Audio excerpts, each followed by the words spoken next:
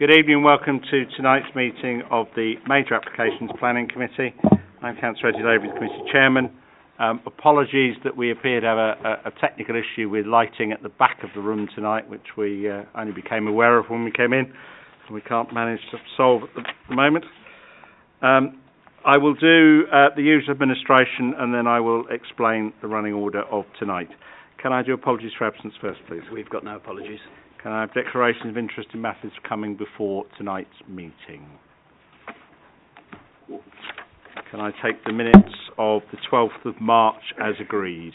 Thank you. There are no matters to be notified in advance or as urgent. The agenda we are taking tonight is items 6 to 9 as per the published agenda. All items are in part 1. There was some confusion with colours of papers, but all items are part 1 and on the public record. Let me just do the usual health and safety, etc. If the fire alarm goes, we are not expecting a drill, so you either leave by the door you came in, and the normal best way out of the building at that point is straight through the next set of double doors, and there's a spiral staircase ahead of you which takes you down to the outside. There is an alternative fire exit behind me. We will all be leaving anyway, but please do. Can I ask please all mobile phones are switched off or at least silent, and that does include those at this end of the room. I imagine many of you are here for one or other of the items. We have a crowded agenda tonight. Could I just ask that when your item is finished and you're leaving, that you do so quietly for me and that you don't congregate immediately beyond those doors, because we will need to move on to the next item on our list, because we have another committee to follow this as well. Tonight's meeting is televised on the Council's YouTube site, so it can be viewed later. The camera points this way so that all of us are currently visible, assuming all is working well. Those of you in the audience are not, and you will only be visible if you address us from the table, at which point you will. Can I ask everyone who addresses committee tonight, that includes officers, councillors and petitioners, to make sure you speak clearly into your microphones, because that enables everybody else to hear, but it also enables those who are following on YouTube to understand what's going on. In terms of the running order of tonight, I am changing it. We will be taking item 7, the Chaley Industrial Estate, first, because that is the only actual item with a physical petition. The petition on Bourne Court was heard last time we looked at the item, and therefore is not being reheard tonight. So it will be 7, 6, and then 8 and 9. In terms of this meeting, members have had the substantial reports which were published a week or so ago. In addition, officers on each item will present us with a PowerPoint presentation and a commentary. On the item with the petition, petitioners have 5 minutes to address us. For clarity, if you follow the traffic lights, you get 4 green. Amber means you're down to your last minute, and when you get to red, I will stop it.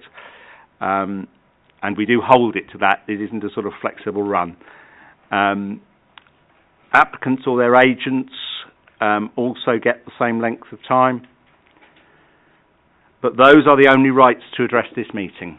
This is not a public meeting, it's a meeting held in public, so therefore those are the rights. There isn't a kind of debate up and down. The debate is for around this table once we've heard the petitioners.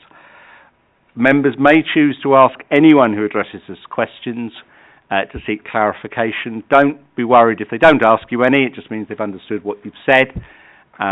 If there are any new planning issues that come out of the presentations, I will pick those up with officers afterwards and not out of your time.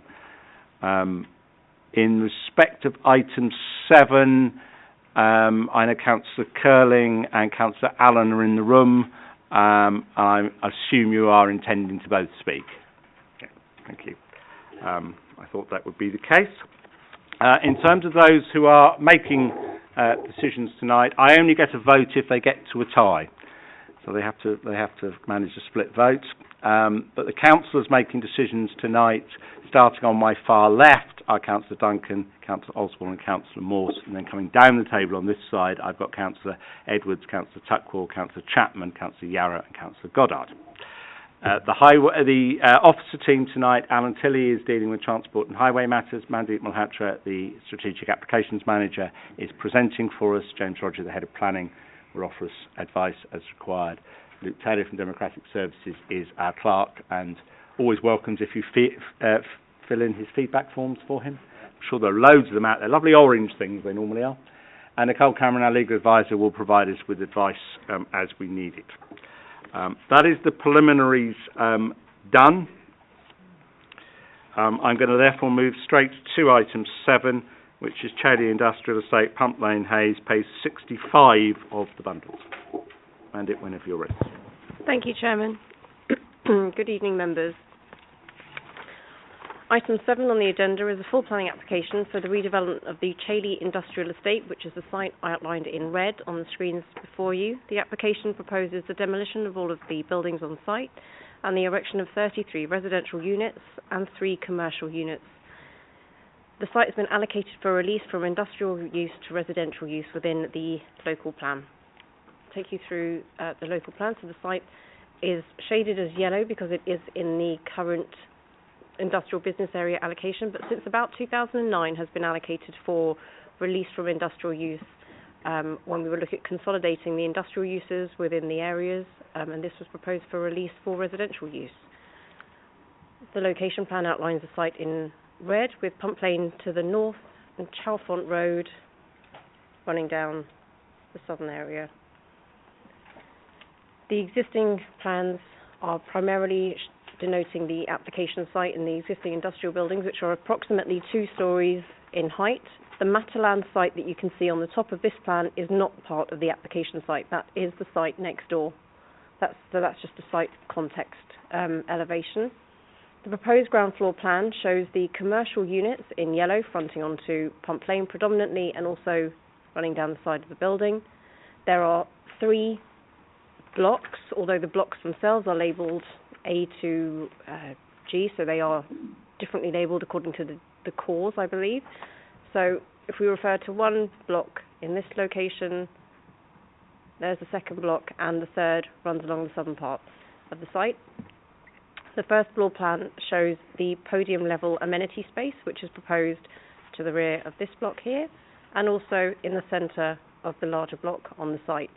Going back a step, the amenity space, so there is lots of communal amenity space proposed, and also a public open space, which is for all of the community use in the central area of the application site. Parking on the site is proposed via areas of undercroft, therefore the podium and amenity space is provided at first floor level. Going up the building, we have the second floor plan, the third floor plan, the fourth floor plan. So as you can see, as the building gets higher, it is reducing in its size and scale. The fifth floor, 6th, 7th, 8th and 9th, the 10th floor, and then so that is effectively the 11th story of the building. Floor number 10, ground plus 10, the 11th floor of the building. So the predominant mass is centred away from the existing residential units and surrounding the industrial area.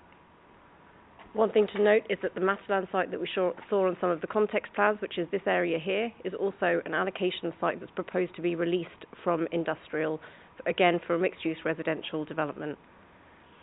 The proposed ground floor plan of Block A shows cycle stores. First floor plan of Block A. We have some elevational context, so we have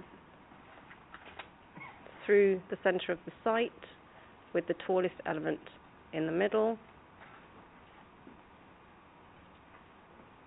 Further elevations, sections through the site, elevations, further elevations. They have, the proposals have been through significant workshops with our design officer, who is happy with the proposals in terms of the variations in the scheme design, as well as the materials that have been chosen for the application. If we look at the ground floor master plan, this shows in a bit more detail the central communal amenity space, which runs through what is effectively the centre of the site. Chalfont Road is opened up to public traffic, but only as far as it does not open the current no-through route here. The pedestrian accessibility and cycle accessibility will be improved by allowing cyclists to go from Pump Lane through Chalfont Road down to the existing Chalfont Road. Vehicular access will be restricted and no vehicle will be able to go into the existing Chalfont Road. It will have a barrier for emergency accesses, so that will be for emergency vehicles only.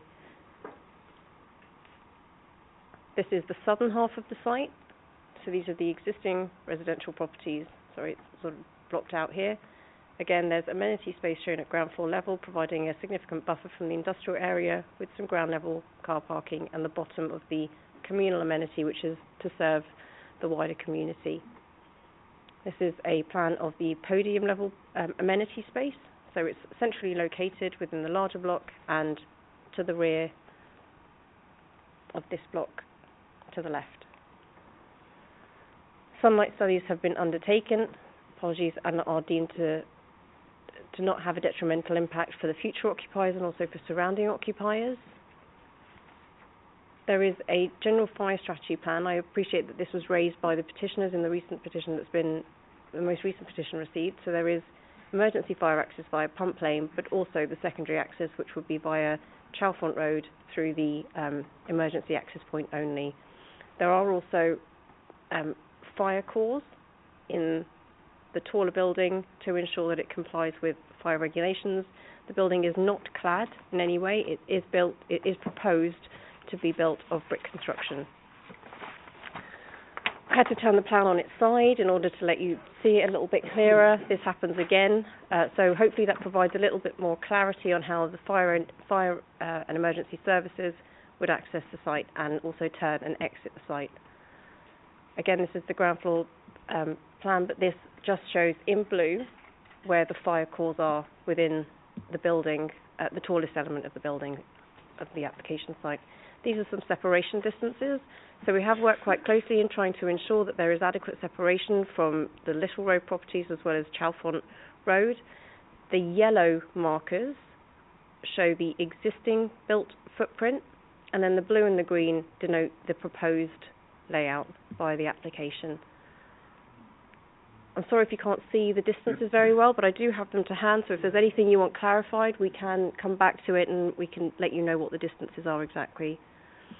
These are some of the views of the application site. So they are CGIs, and I know the committee aren't the biggest fans, but this is the proposal put forward.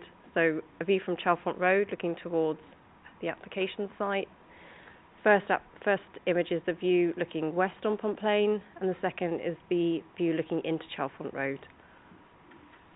So the scale has been reduced on the application site so that where it meets the existing properties on Chalfont Road, it is set in at only 2 stories in height.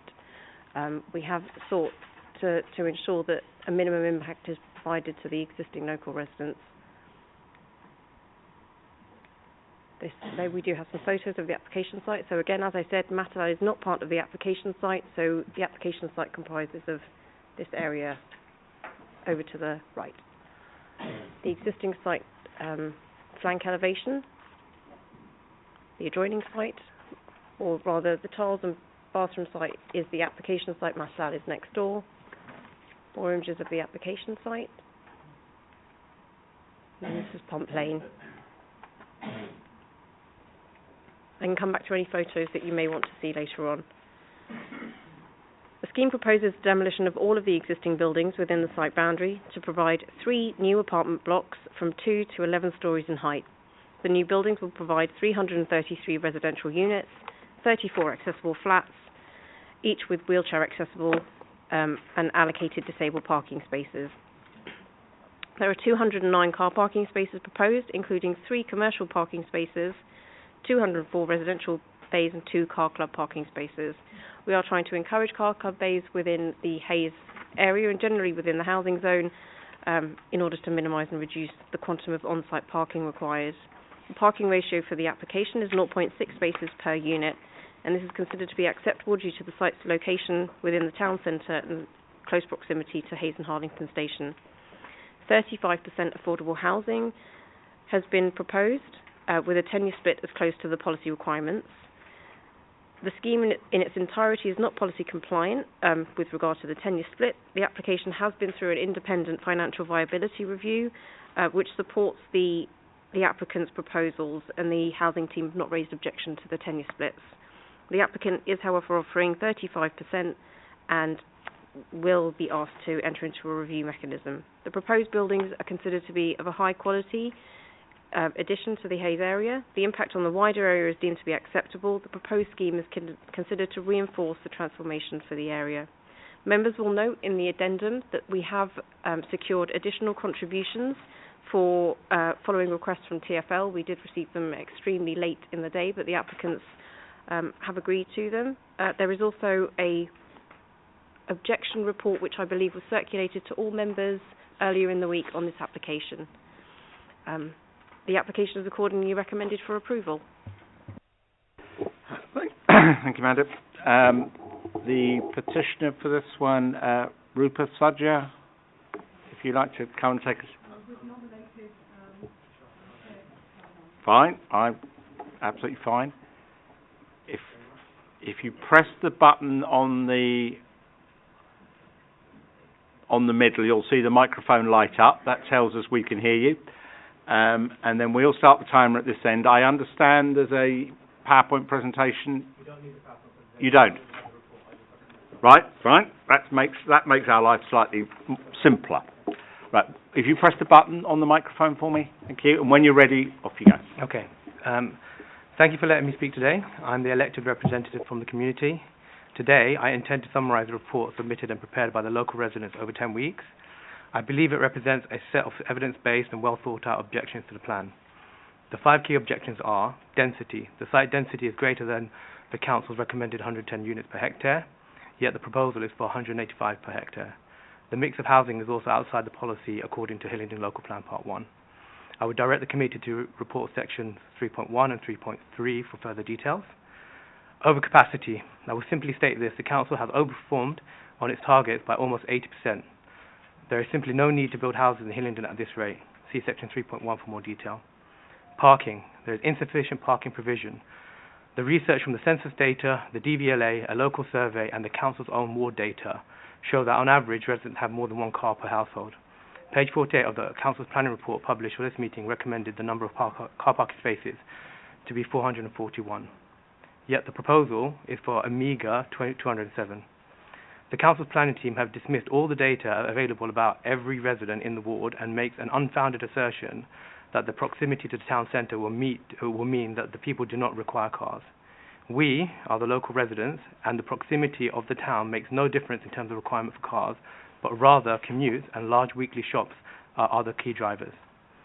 If this assertion in the planning report were true, then why does the ward and the postcode have substantially more than 1 car per household? The planning team assertion is not supported by the mitigating reason. The results of having such a low number of car parking spaces will put pressure on local roads, and people will park their cars on adjacent streets, causing issues for all. I would direct the committee to section 3.2 for this.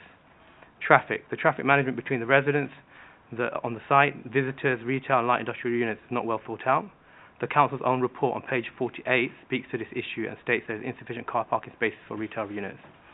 Yet again, it dismisses the issue, citing the closeness to Hayes Town. The movement of goods to and from these units cannot typically be carried in shopping bags.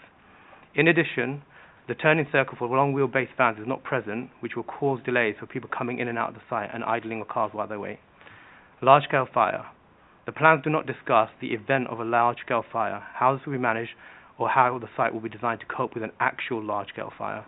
See section 3.5 of the report. And finally, the gentrification and social cleansing impact of the development. Substantial research is available within the report to support this. I would also add a calculation from rightmove.com and payscale.com data shows that houses are simply unaffordable for local residents. Now, I would like to cover the conditions the residents request should the development go ahead. Let me state for the record that the request of these conditions should not be taken as agreeing to the proposal. The residents are, for the record, against the proposal. The conditions are listed on page 10 of the presentation. I will briefly list them now. A reduction of the density to 110 units per hectare, as per the council's recommendation. To maintain the closure of Chalfont Road and Little Road. a secure perimeter with CCTV designed in consultation with the local residents, the use of sound barriers within the wall design, the hours of business to be restricted so they're not unsocial, changes to design so the large-scale fire can be managed, the developer to present a plan on how it will manage antisocial behaviour, appropriate working times during construction, and finally, we would like to see the use of dust prevention systems, followed by window and vehicle cleaning for all residents post-build completion, so that any residual dust can be cleaned off exteriors by the developer. The fine dust created during demolition is extremely difficult to clean. I guess I would also summarise by saying that the planning report that I read has a number of issues in it which were just basically dismissed without any data. And the fact that the Hayes town is close by has no implication on why a person needs a car. I just can't understand that, because the data over 2 decades within the ward, the DVLA data I got through an information request, basically shows that it's not a sustainable number of car parking spaces. What was going to happen is everybody's going to park on side roads in front of people, etc., etc. It's just going to be a big mess for everybody. So I'd like to conclude on that. I'll take any questions. Any questions from members? Councillor Goddard. First of all, can I compliment you on the presentation? Thank you. That was said to councillors. I think it was very clear and very professional. So thank you for that. It was very clear. I'm a little bit confused by the, if you will, the inconsistency between what is said in the officer's report and what you say about the closure of businesses caused by this development. I mean, it's clear the Matalan site is outside this development, but you cite another 9 businesses, I think, in the report, which you will say will have to close as a consequence of this development.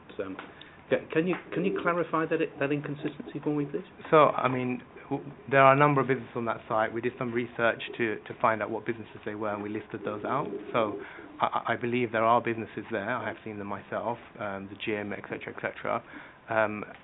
Closing those businesses which provide local jobs, and I think is a detriment to the local community for sure. And converting into residential units, I'm not really sure how that helps the local community, because, as I said, I did the pay scale data. It's just not affordable. I mean, I can hardly afford I get paid really well. I can hardly afford a house on my own street. I just don't understand how, the local community who typically don't work in the city like I do are going to afford those houses. But just to clarify the point, I would like to understand whether these businesses are automatically going to close as a result of the demolition and the reconstruction on this site. I wonder whether officers can help us on that. I think it's really, it was straying slightly outside, given that this is being released and is down for release, but also perhaps the agent might have greater clarification on that. The petitioners can't really be expected to know that, to be fair. They've done their best to answer the question. But we have spent a long time doing the research, but 10 weeks... Your research is fine, it's just you can't know much more than what you've already supplied. Anybody have any other questions? No? Thank you very much indeed. Thank you. The agent for this one, Mark Jackson.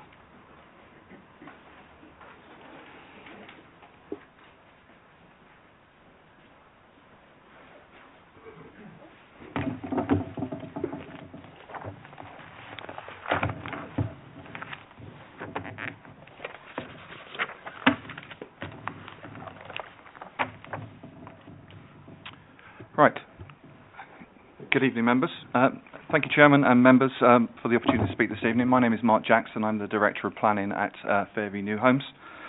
Just a bit of background. Fairview was established in the 1960s, has now delivered over 400 projects in London and the home counties.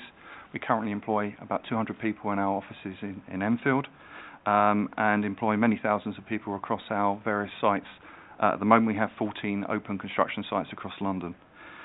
We've established a strong track record of success and rapid delivery of new homes. We don't have a land bank. We buy sites, we build them out immediately that we get planning permission. As mentioned, Chaley Industrial Estate is an underutilised brownfield site close to Hayes Town Centre. Obviously, we've spoken about the emerging local plans and its release from employment. Our ambition for this scheme is to create a strong community through good and inclusive design, strong public realm, landscaping coupled with a range of unit types and tenures. We've been working hard with your officers to develop a scheme over the last year or so. This has been an iterative process, both before submission and also in recent months, to optimise and refine the scheme. And I think we've reached a very positive place, and this is reflected really in the strong support that runs through the committee report. The scheme design reflects the emerging architectural character of the area and has been described in the officer's report as representing a bespoke development that is both contextual and articulate with strong legibility, which fosters the principles of placemaking. This has been achieved, as you've seen from the various images, by breaking up the form of the development, introducing high-quality materials, robust detailing, and creating interest and varied roofscapes. The height of the building is a change from the existing, but higher densities and higher buildings in sustainable locations are consistent with national, regional, and local area planning policies. The impact of the design has been tested through comprehensive townscape and visual impact analysis, and obviously the committee report notes that the scale and form of development is acceptable in townscape terms. The design of the individual units and homes exceeds the national space standards and has been designed to ensure that the apartments will reflect the anticipated demand from future occupiers by providing a good range of apartments that we know from our experience will be delivered. In terms of car parking, the proposed level car parking reflects a balance between providing enough car parking spaces, especially for the family units, and a desire to prevent significant increases in traffic and congestions in the area. At 62%, this level is supported in the report by Highways and Planning and can be justified, I think, in the context of the improved public transport in the area and contributions that this scheme, along with others, will be making to improving public transport, pedestrian cycle routes throughout the area. And a couple of those measures are highlighted in the heads of terms that we would look to sign as part of the Section 106 agreement. We did hold a public exhibition in October 2018. That was well attended, but didn't raise any significant concerns other than those that we've talked about already. And I think that's reflected in the public consultation exercise run by the council with 18 comments against and 12 supporting. We've obviously mentioned about the report that was just presented to you. Just to touch up on a couple of points there to say that I think there is significant pressure on housing in Hillingdon, particularly the pressures placed on by the London Plan and the emerging draft London Plan. And I think it's wrong to say that that you've delivered all that is absolutely necessary at this point. I think there is pressure to make the best use out of sustainable sites to reduce the pressure on building on greenbelt sites, for example. Also, to pick up on the point about higher densities, which I think the report covers this quite well in terms of saying that higher densities are acceptable. You have got that good quality, where you've got good design, good placemaking, and I think one of the things that I particularly drew out from the committee report was the urban design officer's comments, where he was talking about all the markers of quality which this scheme has met throughout the planning process. Just to conclude, I'd ask you to support your officer's recommendation this evening. The scheme will deliver 333 much-needed new homes, including 35% affordable housing, substantial Section 106 and seal payments, and should the committee agree to resolve to grant planning permission this evening, this is a scheme that we would immediately look to implement, potentially starting on site in the summer. Thank you.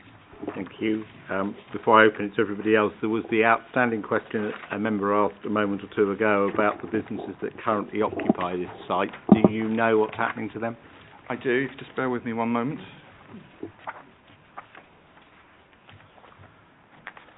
So in response to that point raised by the local community, I think a number of the business references, I wouldn't understand that they are the correct names of the current tenants. Obviously, Mataland is not part of the application. We have a number of tenants in there at the moment, all on 3 months sort of landlord break notices.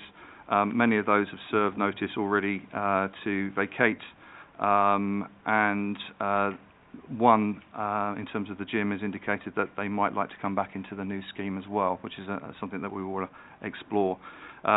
We've also been marketing the site over the period that we've owned it, with no real interest that's come through from new tenants. Do members have any other questions? Councillor Duncan? Thank you, Chair. Could you just comment on NATS, National Air Traffic Services, because they had concerns about this development being one that could impact on the infrastructure, namely the H10 radar?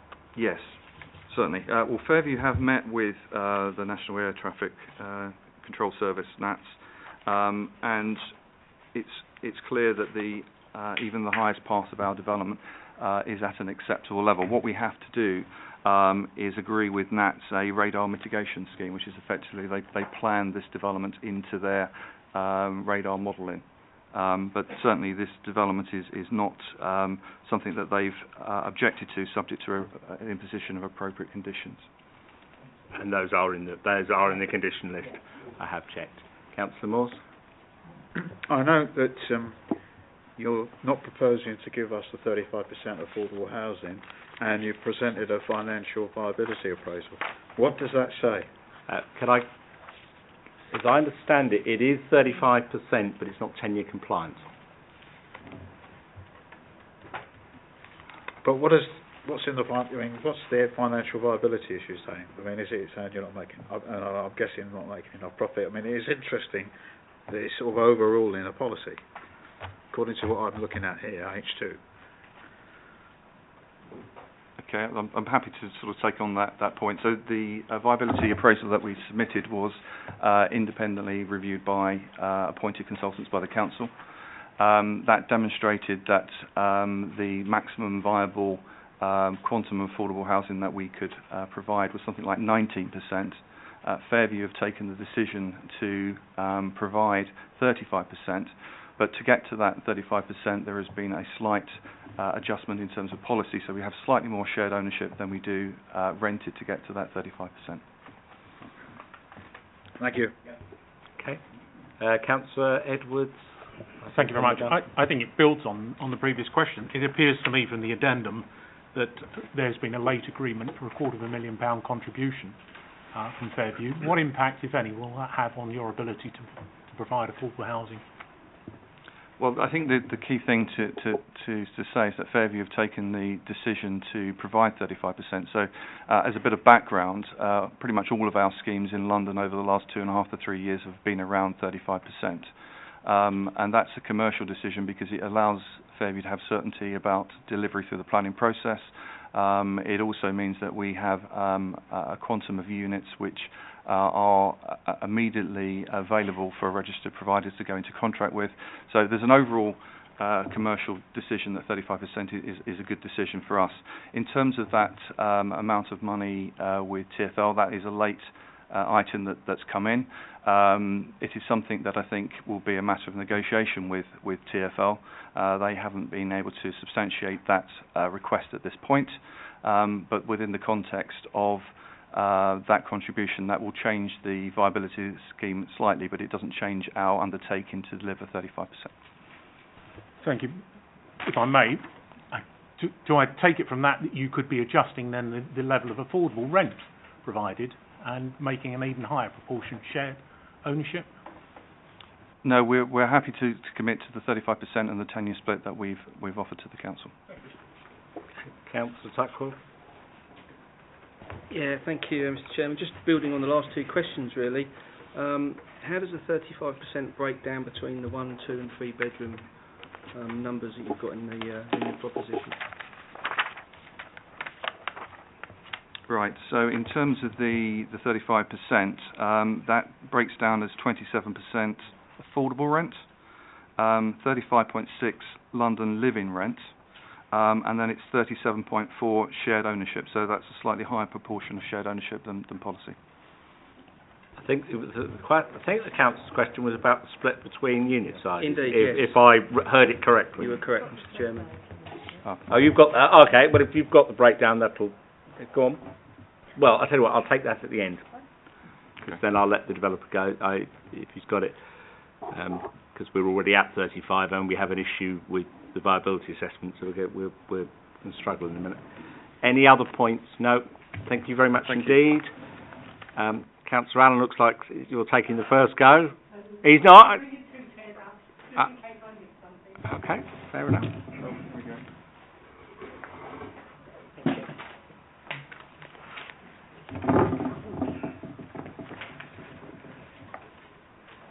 Thank you.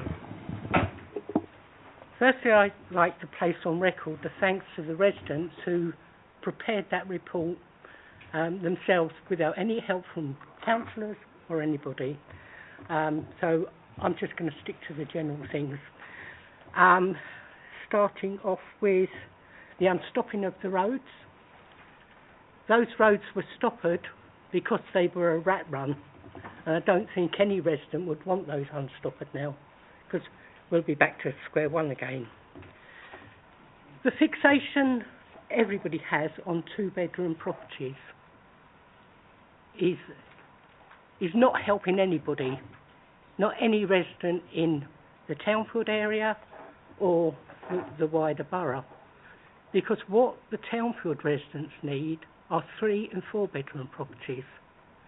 2-bedroom, they're starter homes. People then move up. People then start looking round for 3- and 4-bedroom. And that's just not there. The residents of Charlton and Little are in enviable positions that they've got those properties. But I think it's totally wrong. 53 properties going over to social housing is, I could fill those 53 properties in a day. I could stand out in Townfield and say to the residents there, how many of you want social housing? And I'd see a sea of hands. I'd have a march bigger than probably the London March. Then we move on to the comments regarding car parking. Any of you were around when Glenister Gardens was built, where we were assured by the developers and the council that the residents there would not need to have cars because there was good sustainable transport. We as councillors now are dealing with a fight with Glenister Gardens and Minute Drive because there are no parking there. And at some point one of you is going to be on a committee and you're going to have to listen to the petition. And I'll be echoing the call again. Then I'll go on to play areas. Are these play areas going to be for all the youngsters in the area, or just those who live in those? We then move on to the bigger problem, the air quality in that area. At the moment, the air quality is horrendous. Every Wednesday evening, I'm in Pump Lane, and you could choke on the smell. I mean, I don't know what the residents have, but we have been working with the council to deal with the problem. We don't know where it's coming from, whether it's some of the big tarmac companies, but there is a problem there. That is without the extra cars that you are now talking about putting on site. And, you know, the company who wants to build them, I've got every faith they'll build decent properties, but that isn't going to help the residents in the area. And lastly, I will say, and I'll say this to you as councillors and to Fairview, any 106 money or seal money that gets dealt with, it should go to the Townfield residents, because Glenister money was handed over from the developers there to do things for the community, and I don't think the community have had anything out of it. So I'm making that plea because I will be raising it wherever I go, and every single one of you councillors, when you're telling me, why aren't you fighting this for your ward, I'm telling you, here I am, fighting for the ward. Thank you. I'll hand over to Peter.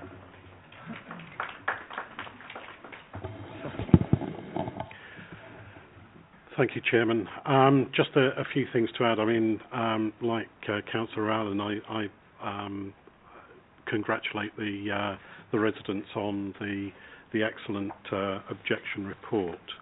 A few things I would like to add is first of all to add my voice to the affordable homes arguments, because the demand, certainly the demand within the Hayes area, is for what I would call traditional family homes at truly affordable social rents rather than unaffordable rents, and it's always something that amazes me that a development that's 100% unaffordable is more viable than something that's even 35% affordable.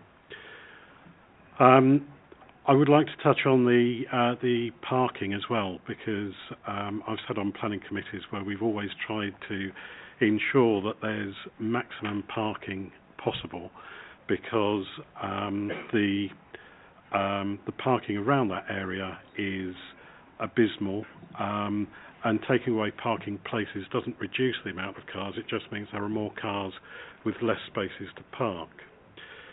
The increase in traffic as well, we've got other sites being developed close by, sort of Nestles, we've got the gasworks site, we've got all this traffic spilling out onto the Hayes bypass, which is already one of the most congested roads in London. The town centre is now open, so there's traffic running through the town centre, and there's cause for concern about the increased traffic, the increased rat running, and all of that leads on to even greater air quality issues, because air quality is already a major concern in the area, and it's one that will affect the new residents as well as existing residents. When I was reading through the officer's report, there seems to be quite a number of planning policies that are being not strictly applied, and some of the justifications I feel lack a bit of detail, and they're just statements that you can only really take on face value. I don't think there's anything there that actually backs up some of the justifications for the lack of policy enforcement. That's more or less all I wanted to say. The residents did ask me to raise one question regarding the public consultation.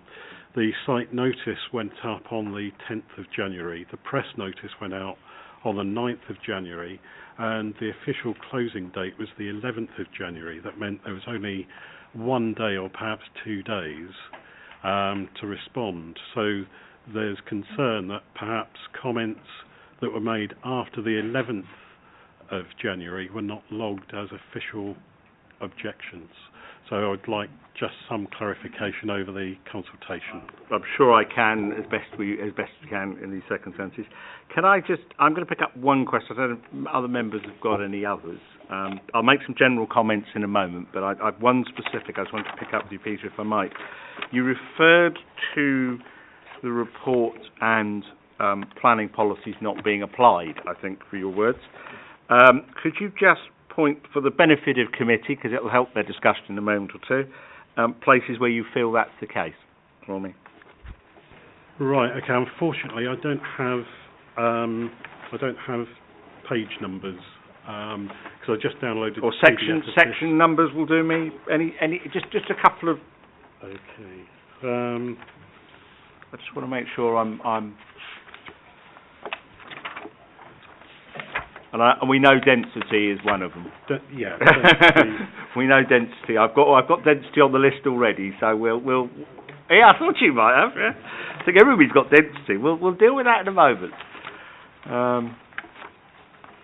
I've got density in particular, but I just wondered if there's anything else in particular you've picked out. Obviously, there is a debate around parking standards, but we'll get to that in a moment or two. Yeah. I haven't got them marked up. Okay, it's all right. It's just if you had something specific, I was going to take it just to help people. Sorry, other members have any questions? I'm getting no hands on this. Oh, hang on. Someone giving you a marked copy? Okay, all right. Thank you very much indeed to the ward councillors. Okay, that concludes presentations on this item. We now open for debate. Yep, go on. The head of planning is going to do a quick comment on parking. It's always a good place to start. Members have heard lots of different statistics and opinions on parking, but I think it's very important to understand when you look at the statistics, car ownership for people who live in houses is much higher than those that live in flats. And the ward councillor mentioned Glenister Gardens. That development had a number of houses. It was a part housing, part flatted development proposal, whereas this proposal is for an entirely flatted development. So I just reinforce that when we're talking statistics, with flats the car ownership is far lower than houses, and you really do need to take that into account. So when you have a ward with a 1.0 car ownership, I can guarantee that behind that statistic, you've got the higher figure for the houses, the lower figure for those who live in flats. Thank you, Chairman. Councillor Oswald was the first hand, and then we'll take it from there. Probably more than that, I'm sure. Thank you very much, Chairman. I suspect there's going to be quite some debate around this tonight, so I'll be pretty brief. I think we all understand that if a site is going to become brownfield and it gets developed for housing, I'm in agreement with that. I think we always have been. If land is available, let's build residential on it. However, it's what residential? If we go to page 87, the proposed scheme, it says 333 apartments, and it gives a breakdown. 3-bedroom being the highest bedroom. What Hayes actually needs is 4 and 5 bedrooms. What we get in our surgery, and our surgery in Botwell is one of the busiest, I suspect, in Hillingdon, it's all housing issues, and it's all overcrowding. And sometimes even 3 bedrooms is not enough, and I'm really disappointed when an application like this comes before us with 333 units and there's no 4 and 5 bedroom units in there according to this. So that's a concern for me, Chairman. Also, the density is a concern for me as well. I think it's over density, and I think that if it was reduced, to me it would be more acceptable. We know that there's housing pressure, especially in Hayes and Harlington, or in Hillingdon all over, I would imagine. So we realise that these sorts of developments are going to come before us, but please can we have them a little bit more sensible? And I know that if it was 4 and 5 bedroom houses, it would probably reduce the units and it would probably reduce the 35%. But the point is, it's the need. And I don't think the need is being met with this application, and it is a large application. Thank you, Chairman. We'll come on to density in a minute, because the usual comment on density, it is significantly over, but of course it is the question of what that then does to the scheme, and that's what we need to tease out, because we don't, over density by itself is not a reason for not liking it, but of course it's what it may then do to the scheme, and I'm sure colleagues will draw that out in a moment. Yeah. Councillor Edwards. Thank you very much, Chairman. I wondered if officers would comment, please, on our emerging policy, DMH2, the housing mix, and in particular the breakdown in table there that would show that this proposal is considerably out of kilter with that policy. Who's taking? The head of planning do a bit of research. I saw Councillor Chapman first, and then I'm going Councillor Duncan, Councillor Morse. Thank you, Chairman. I couldn't tell from any of the maps where the bin stores were. So I think you need particularly good eyesight. Well, indeed, yeah. And way beyond what I don't have good eyesight. So obvious question of where are they? How far do people have to walk? Usual question. Yeah. Perhaps to be predictable, but no. I did ask somebody this question the other day, and I got some pointers in little corners. But perhaps someone would share the knowledge with us all. Alan. Thank you, Chairman. I have looked at the location of the bin stores, and I went through the plans with a highlighter pen, and I can confirm that the bin stores are at regular intervals along the road, serving the internal road to the site. They're at regular intervals, about every 4 or 5 houses, blocks. Are you able to indicate on the plan before members so they can understand what they are? I'm going to pursue this one because we have on 1 or 2 other occasions found that assurances we've had may not have been quite so robust when we checked them. Councillor Chapman? For example, if we take it that there's 3 blocks, A, B, C, if you go to the bottom right of block B, it's all green space near to there. So if the vehicle's coming down, turning left and then turning right, I would suspect that's about 25, 30 metres. Well, let's understand where they are, and then let's understand well, perhaps could we pass that plan that away for a minute, because members need to see it, and then we'll send it around the corner so everybody else can have a look. Yes, please. Councillor Edwards, I've got an answer for your question about the table. It's unfortunately a bit of a complicated one. So the table was deleted as part of the major modifications, so it got altered through the examination in public. And there's a strategic housing market assessment that's been undertaken, and we basically need to update the figures in terms of so the table you're seeing wouldn't reflect the current position, but with respect to the sort of wider question on unit mix, effectively there's a need for studios, 1 beds, 2 beds, 3 beds, 4 beds, 5 beds, and the problem that means is becomes difficult for us at appeal unless there's a very low percentage of family units being provided. So the question then becomes as to whether that number of 3-bed units, which is family units, so whether they're 3, 4 or 5, they all count as family units. We don't count the 2-bed, 4-person as family units. I know a lot of developers like to say they're family units, but we only count the 3, 4 and 5 beds. But the problem is the difficulty at appeal, arguing a refusal reason that the proportion of units in terms of family units isn't high enough. And one of the problems we have is that the Mayor's strategic housing market assessment has different outcomes from that of Hillingdon, and so it all gets hugely complicated at appeal. I do apologise for giving a very complicated answer for what was initially a quite straightforward question. It was a straightforward question, I thought, but perhaps Councillor Edwards would come back at it. I can understand that we need to act on the latest housing market assessment, and I appreciate that. But until a new one becomes available, the old one must stand, in my view. You can't go to no assessment and have no information. So the question for me will be, what is the old housing needs assessment, and does it in any way reflect a family housing of 1/6 of a development? Or is our assessment actually we need more than 1/6 of a development to be family housing, in which case this clearly breaches that policy?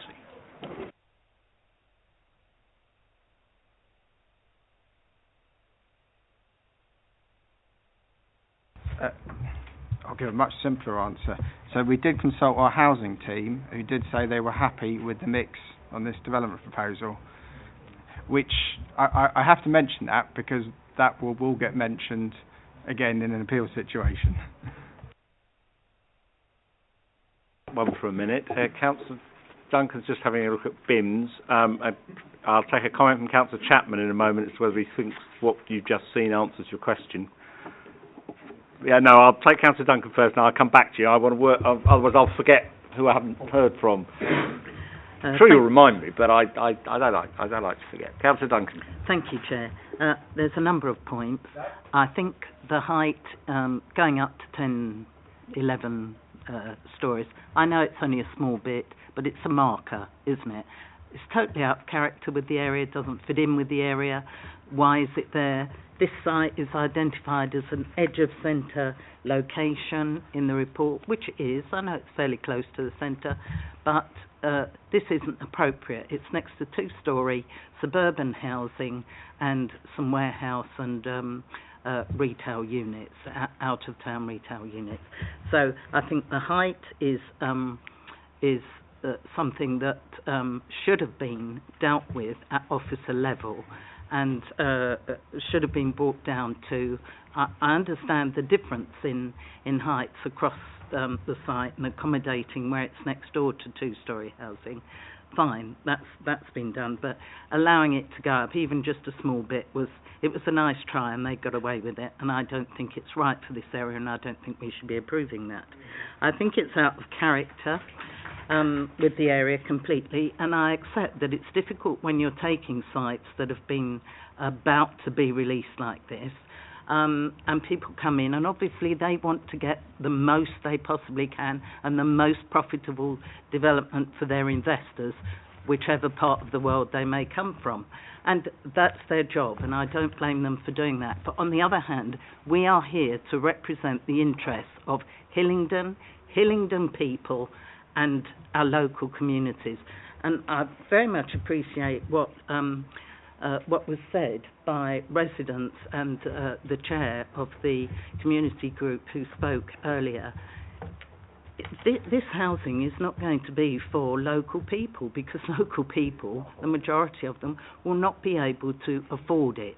We have to look at our policies. I accept that the London plan is the overarching policy for London. That's the umbrella policy.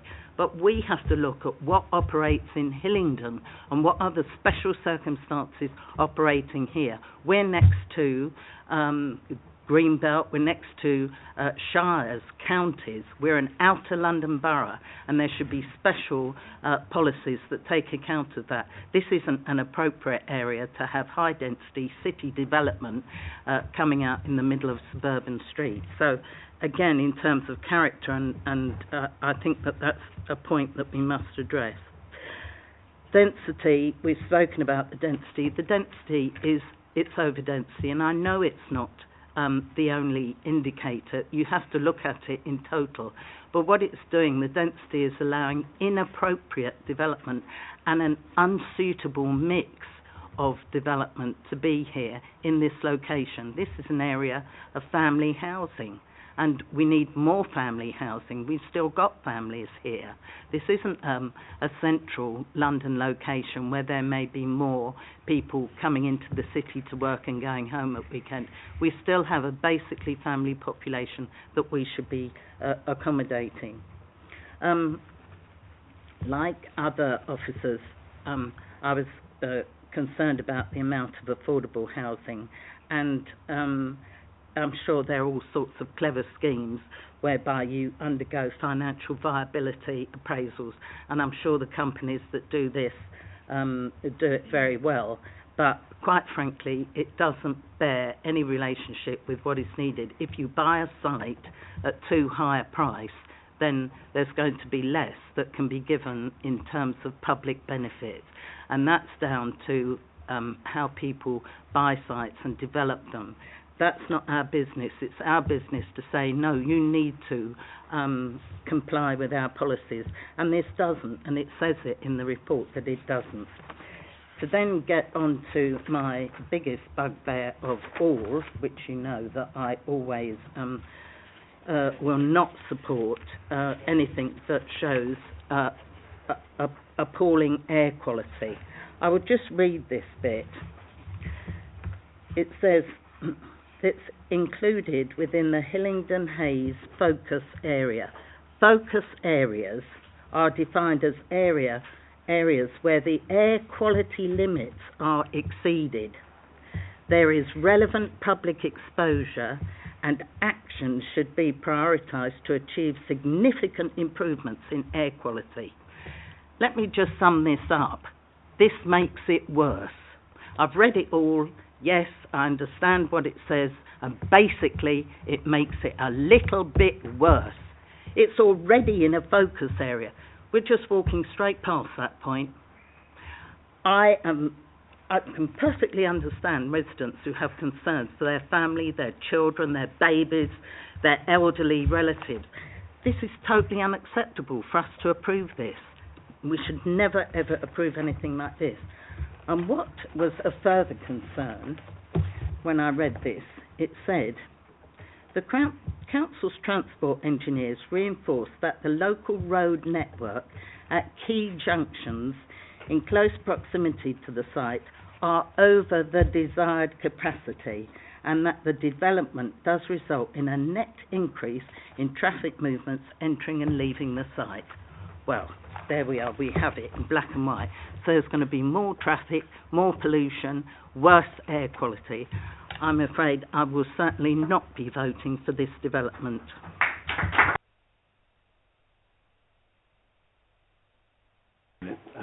Councillor Morse. Thank you, Mr. Chairman. I'd like to go back through policy H5, which it clearly says that the council encourages accommodation for large families. This is not a central H site. So if I then look at the proposal, what we've got very few, 16.5% of the three-bedroom houses. So I'm aware, like Councillor Osborne was pointed out, that it's family issues, family housing is what we need in Hayes. So I do not see this actually being suitable to requirements. And it quite clearly says in the report, in regards to afforded house specifically, the need is for 2 and 3 bedroom properties.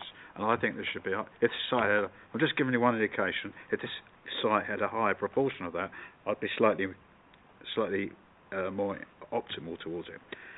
I then look at the next point, and I still don't understand this, is well, we've got a financial appraisal which overrules 2 local policies, and we can't have 35% of affordable housing. And I still think that is, we've got at least 2 policy reasons there we can move to refusal on this. I go on to a more complicated issue. This is something I've been looking at, is carbon. Now, we are going to have a combined heat and power on-site system. However, when I look at the carbon reduction, it's virtually the minimum, 35%. Now, to get around this, we then get a payment from the developer. However, if I then go and look at the Greater London policies, this is only acceptable if we have an active scheme of reduction. Now, I'm not aware that we have got an active scheme of reduction. I suspect all we'd have done is put pots of money somewhere and we were accumulating interest and we're still thinking about what we're going to do. But if that's the case, this 5.2e is a reason for refusal. Thank you, Mr. Chairman. I think you can see from our side we are minded against this development. I must admit, I was kind of there. But, yeah, a long way to go yet tonight. Right, I'm going to bring the head of planning back in, please, to start. I've got a whole load of things on my list now. If I can try and help members at this point. So the renewable energy point, I think I need to refer to our expert officer. So I'll just mention that at this point. With regard to the height and character, I actually went on site myself, because I sometimes do that, obviously, before a committee meeting, to have a look myself yesterday. And it may be a bit more complicated than implied, because the way the heights have varied, we'd have to identify where's the harm from that building height, and we'd have to effectively be standing somewhere and saying, well, from Pump Lane, this is going to be harmful, or from one of the adjoining roads. And I'm not sure, because of the staggering of the building heights and layout of the site, I'm not sure there actually is a refusal reason there. But I'm simply saying that from the reception I had standing on site yesterday afternoon. And just coming back on a point in regard to the unit mix, what I would say is, obviously, as officers, we actually would like to get as many family units on site as possible. So if I was implying a different view, I wouldn't want that to be thought that that isn't something we'd always be seeking to achieve, because there is a need for family units. But what we do need to do is to take that in the round. So if, for instance, we had a scheme that was exceptionally high design quality, I really wouldn't be encouraging members on what is always going to be a very difficult refusal reason to be bringing that into play. But obviously, if we had a scheme and members felt there was a lot of sort of other issues, then perhaps it then might come into the mix, if I dare I say. But so there are a couple of issues that I think I'd be steering members into a deferment so I can clarify the energy, and I think the height issue is, I think it's a bit more complicated, and I am saying that from having actually walked around the site yesterday. And just as a final point, it was very quiet, the site yesterday, so I know there's been references to employment this evening. It was just an observation I had of how quiet it was for an employment site, but I'll just put that in the mix. Thank you, Chairman. I haven't got many other Councillor Chapman, sorry, I was going to come back to you anyway on the refuge question. Yeah, and then could you comment on those refuge plans you saw a moment ago? That's what I was going to ask about. Oh, good. Would you rather wait? No, I was coming to you anyway. Again, if you look at the three ABC, as far as I can tell, looking at the map, thank you for, it'd be nice to have seen that before. Agreed. There are three refuse bins on the right-hand side going over towards the Macklemore. As far as I can tell, there's no vehicular access towards them. There's a bin on the right-hand side of Unit C at the bottom with no vehicular access on the right-hand side. So again, I'd be interested to see what the walking distances are, etc. To make two other points, on page 108, Waste Management Officer refers to Building A, which is the top of the building on the left. Yep. Refuse from there will have to be picked up from the road where there's a bottleneck. There's a 2-metre bottleneck, so to speak, to stick vehicles in. I know it's there because my car's hit it a few times. Right. Personal experience. Yes, indeed. The point being that if the vehicle's there for more than 5 minutes, as it says in the document, that'll just hold the bottleneck and Okay. drive to a halt. Thank you. Oh, can I say one other thing? Yeah, of course. No, I wasn't trying to finish you. I was just noting. Shall one?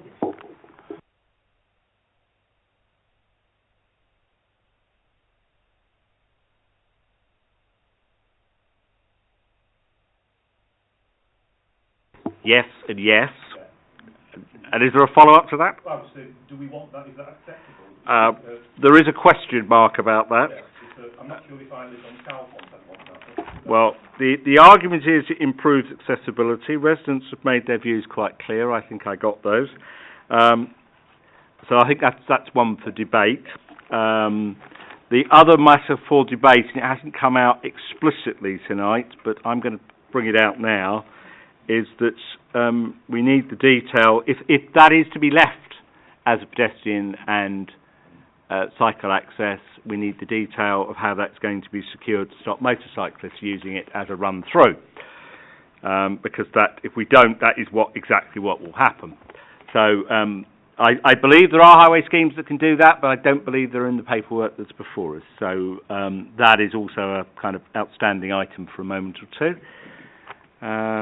Sorry, I'm trying to note these to make sure we don't lose track. Yeah. Right, Councillor Tuckwell, then Councillor Oswald, and I'll come back to Councillor Duncan. Yeah, thank you, Mr. Chairman. Just a point I want to explore is this development has 710 square metres of commercial space. I can see from the yellow squares there. The report says about operating hours to service those commercial premises 7 o'clock to 11 o'clock Monday to Saturday, and 9 o'clock to 1800 hours on a Sunday in public and bank holidays. I just think Sundays is a bit much. What page are we on, Councillor? 75. Thank you. Sorry, I know it's there. I'm just trying to get you to do the work for me. Save me trying to find it. Okay.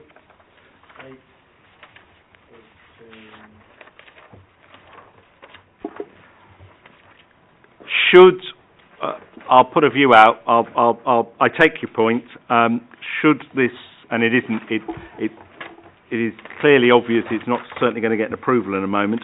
It may get a deferral, but there are too many outstanding issues bouncing around already, and we haven't finished yet. I think condition 14 would need looking at in terms of the deliveries, given how close this is. Well, the operating hours and deliveries, let's look at both of them.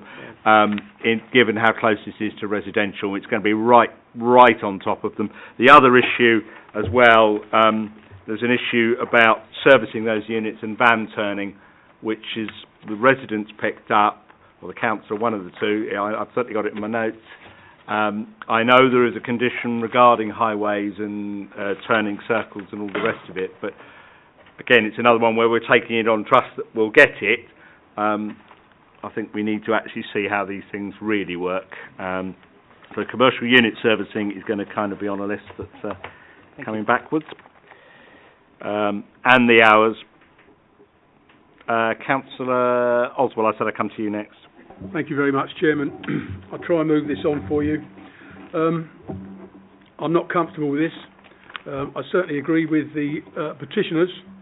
And I think James has just mentioned deferment, and I think that's probably a good way to go. If we can come back with something that's different from this slightly, whatever it's going to be. For me, it's over density. The air quality is an issue. It doesn't meet the need, and I think that it's out of character, and it's not in keeping with what's there already. I'm not happy with it, Chairman, and I'll move deferment. Okay, I will accept. I will put that to the vote in a moment. I just want to get a couple of other issues on the table, which I think may help. Councillor Duncan, you had an issue for me. Yes, just a couple of things. When strategic industrial land is released, it's in policy in London Plan, and I'm not sure if that's carried through to ours, but anyway, we would observe that it's released on the understanding that there is more affordable housing. And the same with higher density. When you say this is over density, but we are able to get a greater proportion of affordable housing. So they're two policy things that we are able to take into account, that are supported. And the last thing I wanted to talk about was, well, no, there's a couple of things. The relationship with the adjoining strategic industrial land, which is being retained to the south, because this will put quite a number of units quite close to what could be heavy industrial by rights, because it is industrial land. So we need to have some information, I think, about that, please, at the next meeting, to ensure that... Store is what you're saying? Yes, okay. The relationship with the land to the south. Okay. On the issue of opening of Chalpont Road, yes, I can understand that. You don't want to have rat runs coming through. But I think officers advised us that it can be opened for emergency vehicles. Can it be opened for police? Because we found we have issues, I know, all over the borough with drug dealing, and that a lot of the young boys get away on bikes or motorbikes. They can go through barriers like that or around them, but the police following in cars can't. And by the time they've gone round on the roads, they've got away. So could we have some consultation with the police, please? We're going to have a large number of units here, and I think that would be an issue. Yeah, right. We've actually been talking to the police behind the scenes, and if we'd reached the point of approval, we might have added an extra condition on. I might come in at that point regarding barriers, but if it is deferred, we can certainly get that point picked up, because the dialogue's already been happening behind the scenes. Thank you very much. I appreciate that. And I'll second Councillor Good. Osborne. But just before I put that to the vote, I'm going to put a couple more issues on the table which may help. I'm not hindering what you're suggesting. I'm going to be more helpful. There is a condition in there, and I think it's condition 20 from my memory, that says podium privacy solution. It's another notwithstanding job. We've got a podium deck. Not the one in the middle, the one that's on the edge of the development. I understand that's 4 metres high, right next to the houses that overlook it. I certainly wouldn't be happy approving something on a notwithstanding basis. I think we need to understand how that's going to work, what are the appropriate privacy screenings to ensure that those houses' privacy isn't impacted. I'm not actually sure it can be done, but that's for others to do, not for me. But I think where we've got a podium, a raised, it's very easy on these plans to forget, the green space you're looking at is at first floor level. Now in the centre of a development, I can understand this is on the other bit's on the edge. There is a question, it's in the condition about the access to it doesn't appear to afford privacy. I would suggest there's an issue with the whole thing. given how close it is to those houses. Yeah, all of that. The housing mix here is clearly an issue of concern, and I would echo. The affordable, I think our problem comes back to our old friend the FVA, because if they're saying that only shows 19, they're giving us 35, but none of us have ever understood those, me neither, so somebody does somewhere, I guarantee it. I'll make two more comments, and then I'll take Councillor Edwards, and then I'm going to push this because we are well into it. While we are looking at stuff, residents, there were some questions around sound barriers, so when we are looking at the fencing and stuff around this, we will need to look at sound barriers, please. I don't know whether I can do this one, but I'm going to try. Fire safety, as we know, is and this is controversial at times, but obviously to a large degree is a building control and fire safety matter. We have been given an assurance that this is to be of brick construction and no cladding is to be applied. Now that to me takes away it doesn't take away all, but it takes away two of the big problems. But equally, there's nothing in the conditions that actually says that's to be the case. So I would be suggesting, if we do ultimately ever approve this, that an additional condition is added around materials. I don't know the wording, but what I don't want is it gets changed somewhere along the line and all of a sudden we discover it's acquired some innovative methods of cladding it, which might not satisfy the concern. I'd welcome that, and you can actually build things in brick without fire stops, so it will be necessary. Yeah, Thank you. That's the case. I think that picks up most of it. My only comment on parking, for the benefit of residents and others,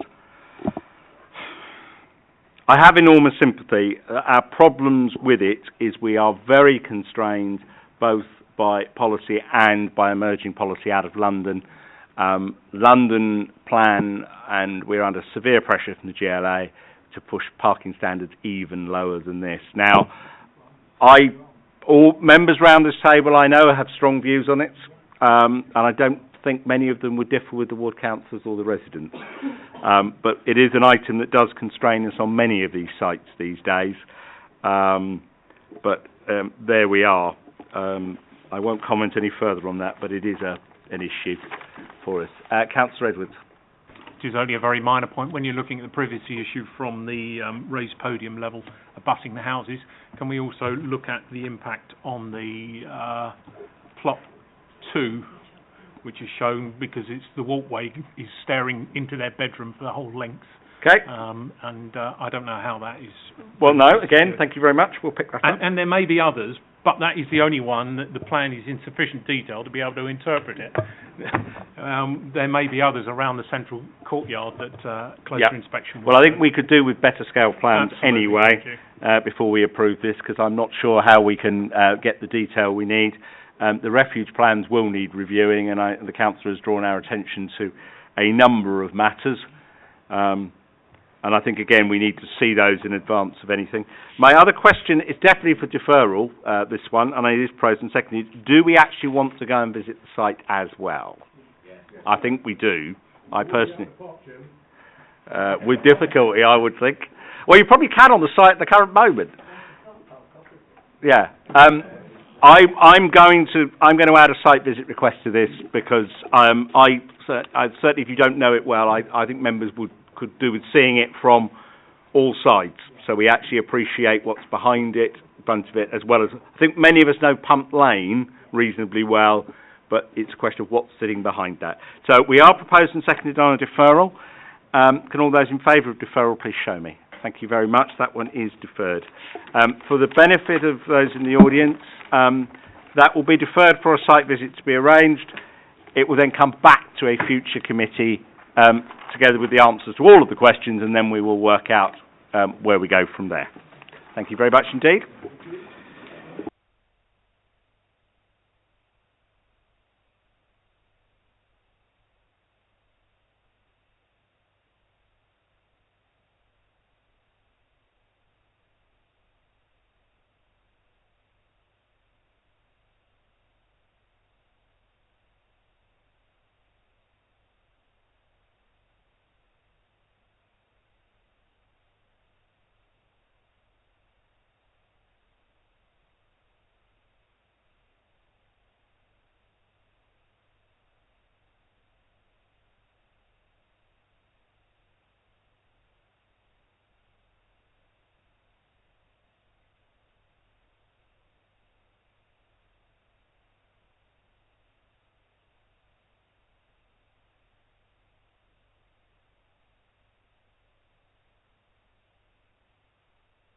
Councillor Goddard temporarily.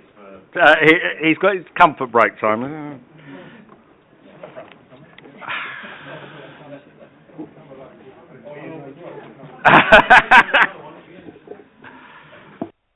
Take a couple of minutes. We've got a long way to go yet.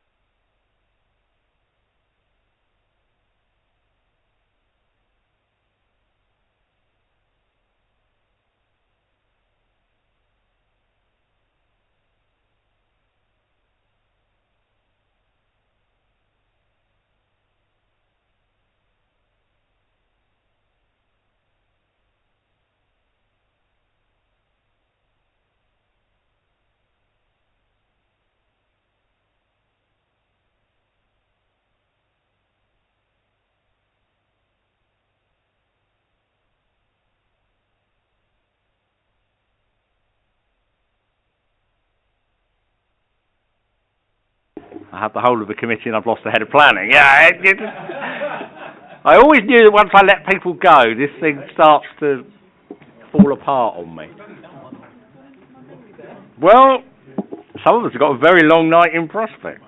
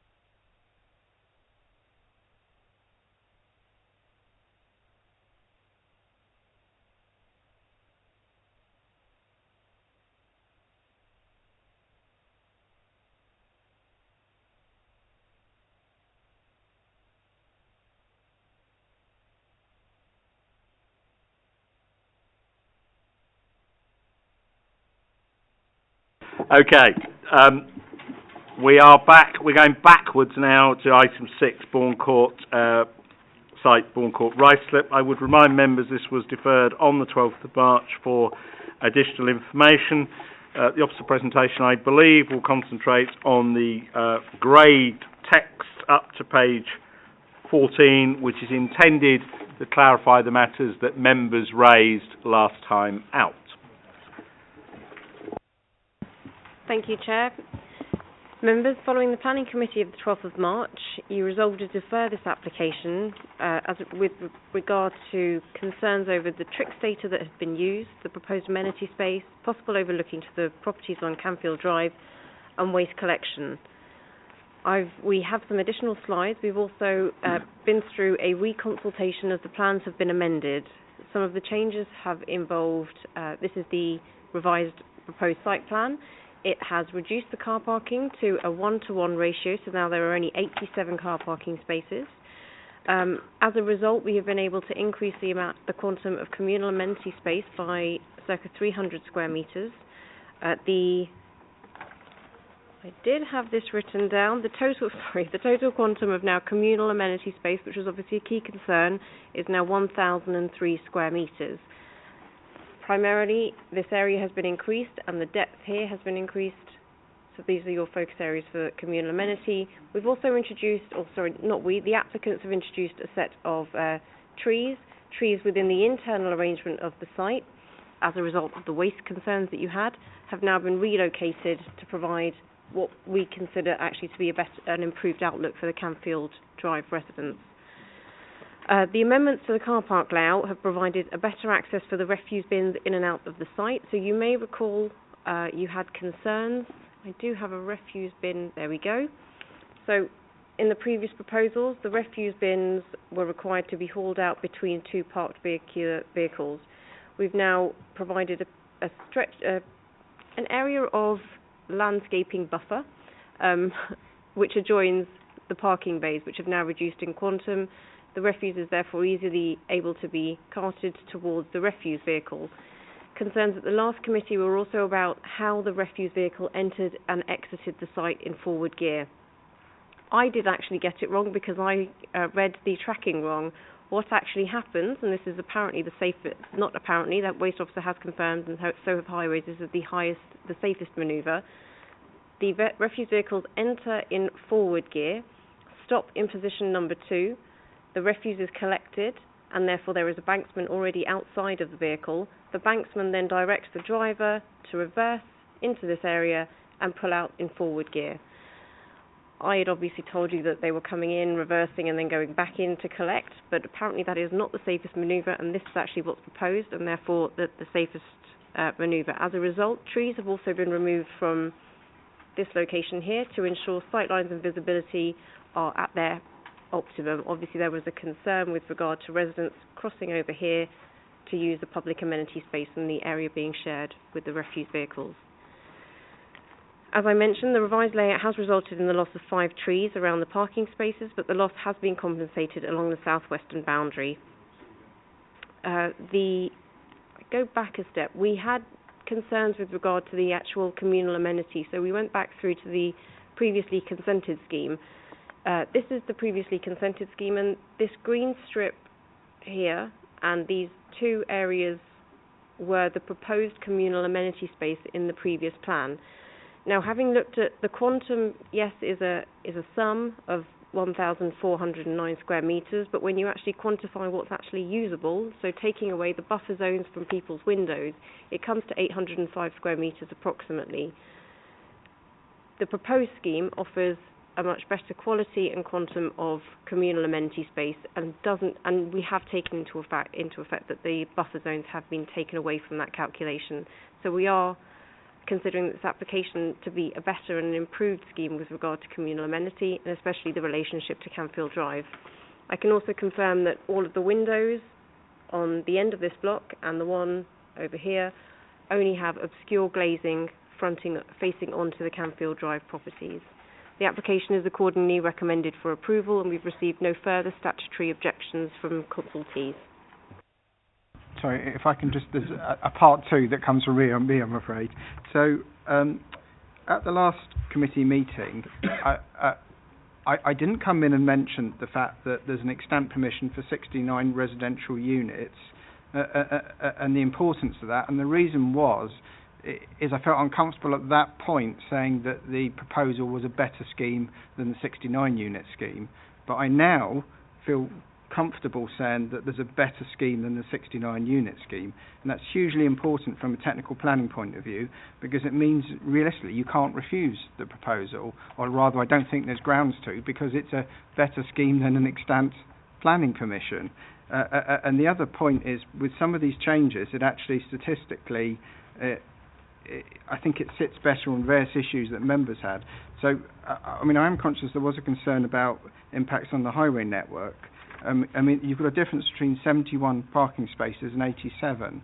So the difference in vehicle and movements that would equate to is so small that you'd never be able to sustain a refusal reason based on impacts on the highway network.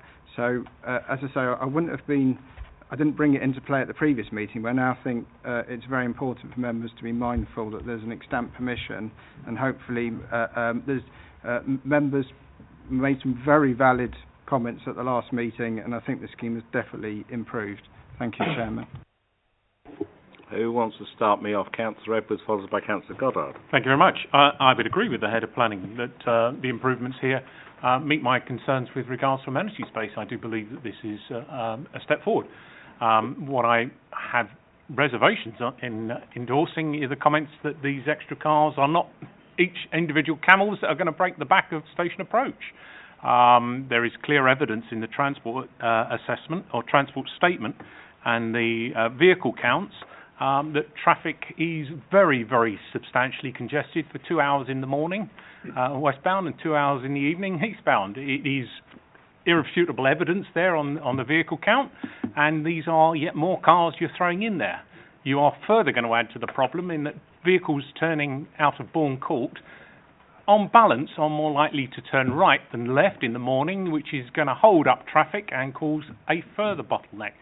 So, yes, I do accept the fact that there is planning permission for a smaller number of cars. This is an even bigger number of cars, and I have some difficulty in supporting it. Any others, Councillor Oswald? Thank you very much, Chairman. Oh, sorry, Councillor Goddard, I know you did indicate, but it's all right. Go on, you go first. Yeah, my fault, I forgot. Thank you, Chairman. Just looking back at the minutes, actually, we had a number of issues that caused the deferment. Seems to me that 3 of them have been addressed in terms of the amenity space, the waste siting and collection arrangements, and concerns over privacy. However, there was an issue raised about gating, and actually I think that sits alongside perhaps the antisocial behaviour. Yeah, gating, funny enough, that's on my list as well, so that I was going to come back to. So I would appreciate to understand where we are with that, please. There is a reason that's not in there, and members will have to take a view on that in a moment. Councillor Oswald, but I won't forget it. Yeah, thank you very much, Chairman. Yeah, it's certainly a better application than the previous one, and most of our concerns, I think, have been met. I don't know about the traffic that, Councillor Edwards has said. I mean, it's a busy road, Station Road, always has been, as far back as I can remember, and I've lived in Hillingdon for nearly 50 years, so, yeah. So it's, but I think that most of our concerns have been met. I think that this scheme is okay. And I would be quite happy to move the officer's recommendation, Chairman. I will hold that for a moment. Yep. I may well come back to it presently. Councillor Morse? I think this is a substantial improvement on what was before us the last thing. I think we did the right thing in actually throwing it back on the issues. I have a few tad concerns about the traffic, but I'm afraid I cannot come up with reasons for refusal. So, I'm of the view that this is an acceptable scheme. Councillor Chapman I did see, and then Councillor Yarrow, then Councillor Tuck. Just a few specific detail points, Chairman. The scheme merits 4 to 5 motorbike spaces, scooter parking places. They're not indicated on the map.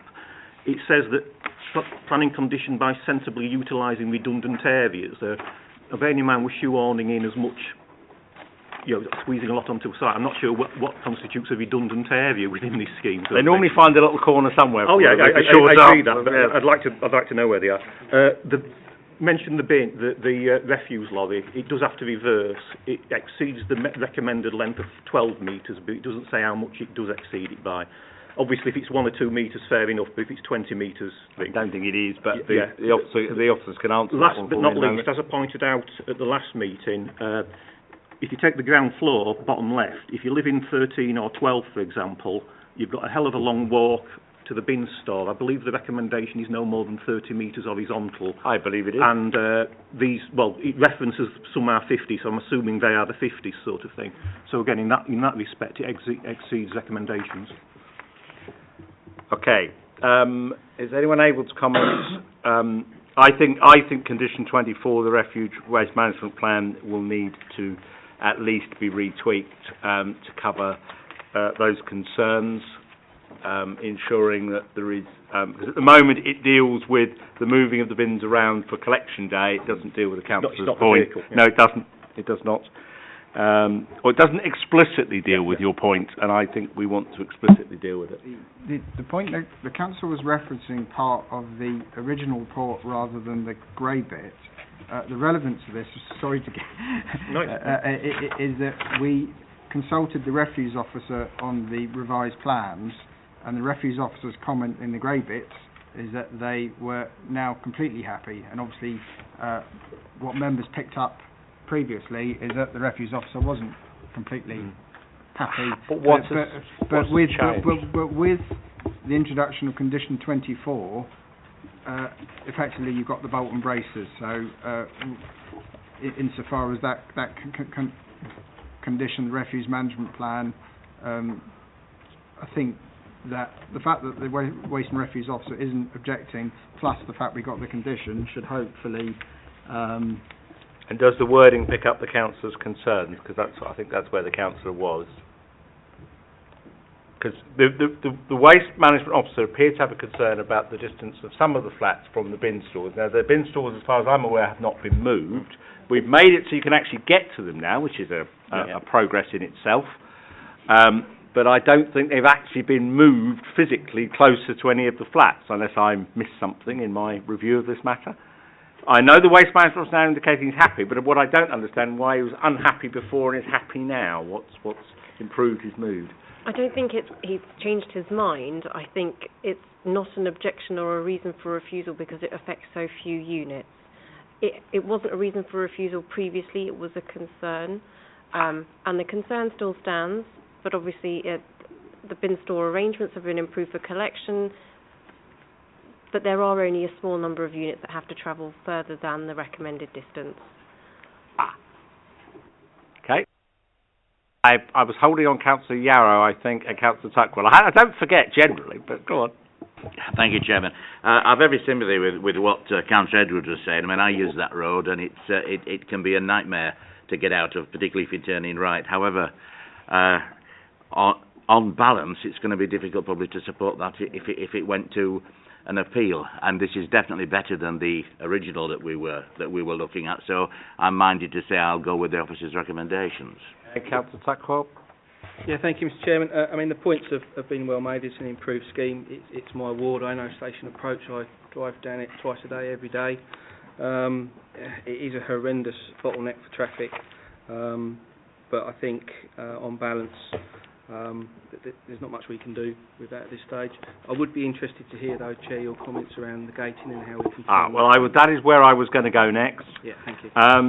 The issue with gating is actually quite straightforward. The comments of the Metropolitan Police officers is that given issues in South Ruislip, they would like to see this as gated. In terms of housing planning policy, and the crew on my right will tell me if I get this wrong, is that we are in general against gated schemes. So so there is that conflict between satisfying the police's desire to ensure this doesn't result in further antisocial behaviour, and a general view that we're against gated schemes. And I don't like gated schemes, never have. I accept at the moment we're having to think about some antisocial behaviour issues as well, and there is a balance to be had. The only thing is they've got to satisfy the police on secure by design. Thank you. Which will give the police some control over how it actually looks in the end. But I'll take members' views. I'm not... Councillor Edwards? On this particular issue, any antisocial behaviour that's in existence at the moment is of temporary nature. Once you gate this, you're setting a permanent gated facility when the antisocial behaviour problem might no longer exist, and you're also creating precedent that exists elsewhere. And therefore, I would support holding of the line about our approach of not having gated policy. Is that the general consensus of members, and in which case I won't push that any further? Yeah, I mean, I've given you the background. It was your choice tonight. Okay. I have a proposal to accept the officer's recommendation subject to the addendum on this one. Have I a seconder for that? I do. Councillor Yarrow, thank you very much. All those in favour, please show me. Okay. All those against, or are you just abstaining? I'm just abstaining. Thank you. That one is approved. Right.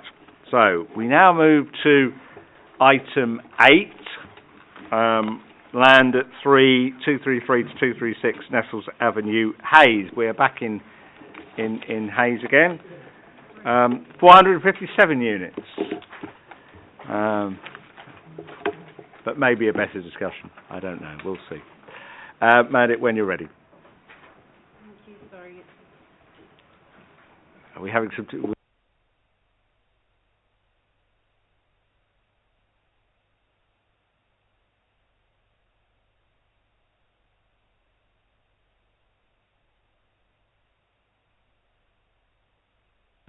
Finally, thank you, Chair. The application before us is for the demolition of the 4 buildings that you can see on this site, which are located on the northern side of Nestles Avenue. The buildings are all industrial.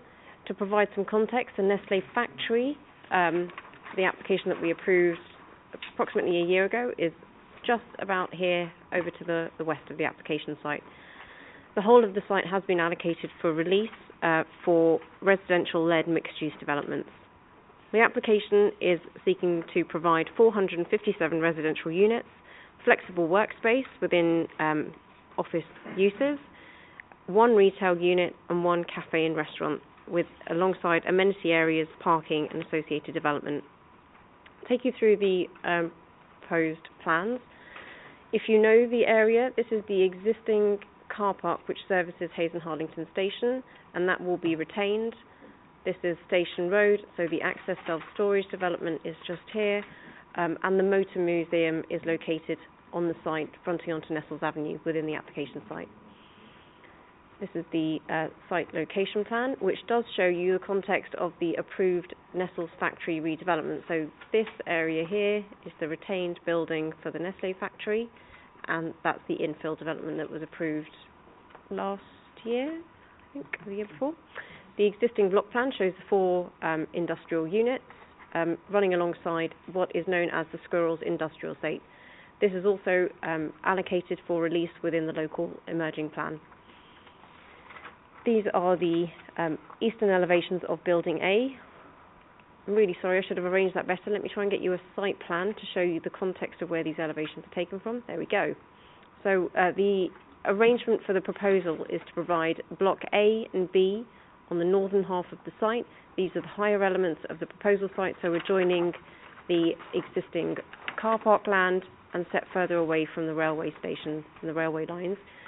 The application site along Nestles Avenue starts at 4 stories in height and increases incrementally towards the rear of the site.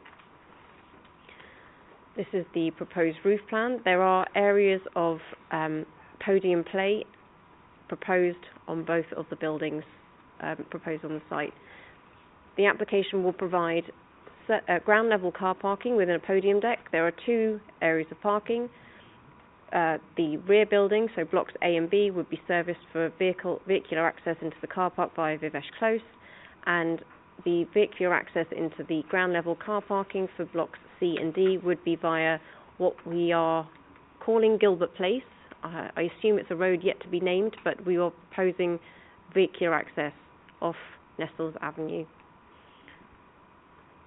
The first floor plan shows that there is a second level of car parking proposed to serve blocks C and D on the front of the site, whereas at level 1 on blocks A and B, the development starts by virtue of the commercial and residential units. We have typical second floor plans across the site, third floor, fourth floor, so this is otherwise level 5, and you can see that there has been a drop in the height along Nestle's Avenue to ensure that it is providing a height that matches that of the Nestle factory, so to respect the relationship with the residential units on the southern side of Nestle's Avenue. These are the 8th floor plans, 9th floor, 10th, so that is effectively the top of the building. The highest part of the application site can be seen from this aerial view, which are those fronting onto the Network Rail car park. You can just about make out some cars down there, and the Crossrail Hayes and Harlington station. So this denotes the relationship to the south with Nestle's Avenue properties. This would be the tallest building on the site, backing onto the car park, but we are also proposing to deliver a significant area of public open space. So I'm not sure if you'll recall the Nestle factory development, which had a central strip of public open space. This is a very similar proposal whereby there is play equipment proposed and a small public park. This is the front elevation of Nestle's Avenue, the eastern elevation. So we were talking about ensuring that the front buildings respected the existing properties on the southern side, and it's considered that given the distance, the 4-storey development at the front is acceptable. It does then rise, so this is a side elevation of blocks C and D only, and then blocks A and B are out of shot. This is the internal public space, so we were talking about the provision of a public open space. We have managed to secure some activity at ground floor level by virtue of the commercial units that are proposed through this application. There is a small retail unit and a small cafe on the ends of the development which are closest to the station, and that's really not to compete with our town centre but to provide local amenity for what is going to be a significant number of residents for this development, the Nestle factory development, and anything that might come forward on Site B at a later date. There is an area of steps here, and this is, I want to call it an amphitheatre type design, but I think if you know more London, it's an area where the stepped form will provide an area of open space, and it is public amenity for everyone to use. This is the northern elevation, or the rear, of blocks A and B. I'll take you through some site photographs. So there are 4 fairly low level industrial sheds, and the car park is visible to the north. This is an existing photo of the application site, Bivesh Close, the Motor Museum, which is located on the site at the moment, and then Nestles Avenue was the application site. So this is the access self-storage, and obviously Station Road rises quite significantly towards the station. This is the station itself, and you can see High Point Village development to the left of the site, and then the Nestle factory in the distance. So the application site is just beyond these row of parked cars. The station car park, which adjoins the site, and this is the High Point Village development on the other side of the railway line. I think what's useful to note is that unlike the High Point Village development, which is built fairly in close proximity to the edge of the railway line, this site will be slightly different in that it has to maintain that gap by virtue of having to retain the car park. So there will be a less visual dominance, I guess, than the High Point Village scheme, which was allowed on appeal. There will be a greater separation and a greater visual outlook for residents when they're coming in on the train, or for visitors viewing the proposal. This is the Nestle factory site, which is currently under construction. The scheme has been through numerous iterations. We have support from the GLA, and our design officer is supportive of the proposal. The massing and the scale of the buildings, which rise to 11 stories adjacent to the railway, are in accordance with what we've allowed in other developments, and also suitable for this site, which is right next door to Hayes and Hardington Station. The buildings will be grouped around a northern and southern internal courtyard, therefore providing private amenity space, private communal space for residents, as well as the public park at ground floor level. The east-west link respects the overall design for the wider strategic site allocation, so that would be the access self-storage to the left of the site, linking it to the Nestle factory site.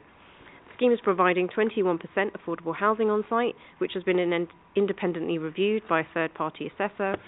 Significant planning obligations are also being provided towards increased transport infrastructure improvements. There is an addendum on this item because there was another late request from TfL for contributions, which have been agreed with the applicants. The scheme would provide an acceptable level of off-street car parking, especially given the site's high PTAL score and proximity to the station. The scheme will provide a commensurate package of Section 106 contributions that mitigate any adverse impacts. Accordingly, the application is recommended for approval. James? Yes, thank you, Chairman. I think there's certain things I can say about this scheme that might make it slightly easier for members in terms of the decision making. Firstly, it is a very high quality scheme, and I'm quite comfortable saying that. It draws upon a lot of design principles that applied to the vinyl factory and the Nestle scheme. So you've got that 50-foot setback. This is a scheme from Framework called Terry Farrell and Associates. Members may have heard that name before, and that comes through in some of the design quality of some of the buildings. It's actually been about 3 years in the inception, this scheme, so there's unlike a number of schemes that come for you as a committee, this one has been meeting after meeting with officers to iron out every single issue. And that possibly, I don't know, may be something to do with the fact that there's actually zero objections to the scheme from local residents, which is quite outstanding for a scheme of over 450 or 457 residential units. I know members may note it's 21.3% habitable room on the affordable. What I can say is that like all the other aspects of this scheme, that there was a lot of work to try and achieve the highest possible percentage of affordable housing. The way planning works is the applicant can submit a financial viability appraisal. And all I would say with regard to that is it has been robustly assessed. In fact, the GLA have had consultants in parallel to our consultants robustly assessing. This is a GLA referable scheme, so it will go to the Mayor at stage 2, and it has an affordable housing review mechanism, which might mean the percentage increases. But the point I'd come back to is that this is a scheme I feel comfortable saying is a high quality scheme. Thank you, Chairman. Okay, I'll open it up. Councillor Oswald. Councillor Edwards. Yeah, thank you very much, Chairman.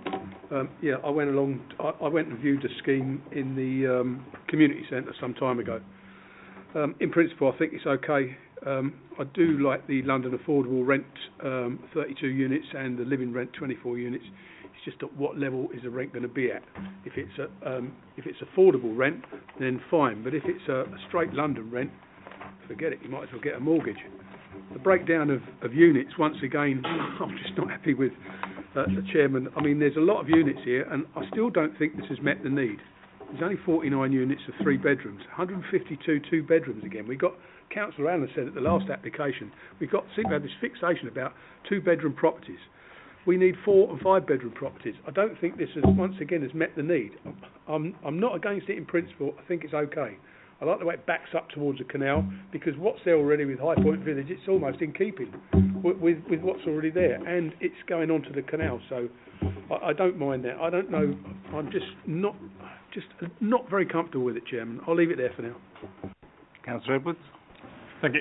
Councillor Oswald hit the 2 points that jarred with me slightly, and anybody who may be following this evening's meeting might be considering some form of consistency in our decision making that's not far away from here. We've commented around density, which is broadly similar to this one, not acceptable here, but probably acceptable in this circumstance, and also housing mix, again, not acceptable in the previous application, but potentially acceptable here.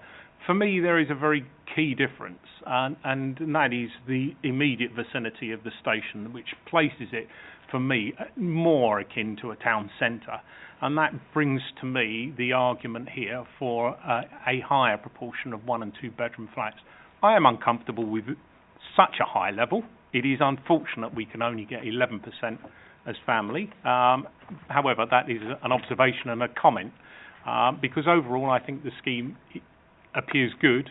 I'm particularly pleased to see that there is a coherent whole from the officers that's gone on behind the scenes developing this proposal. And I remember commenting when we looked at the Nestle site, the absence of some form of commercial. And I was assured that when this comes forward, there would be some. And I'm very pleased to see that being kept. The Central Avenue, I think, is going to be fantastic when this whole area is done. And it looks attractive. So I do have concerns about the level of affordable housing. I do have some concerns about the mix in that affordable housing, although I think that's a lot better than the previous application. But generally, I'm in support of this one. Can I just get, Councillor Oswald did raise a question on rents, which I wasn't ignoring, but do we have a commentary on what those rents will look like in terms of affordable and London affordable?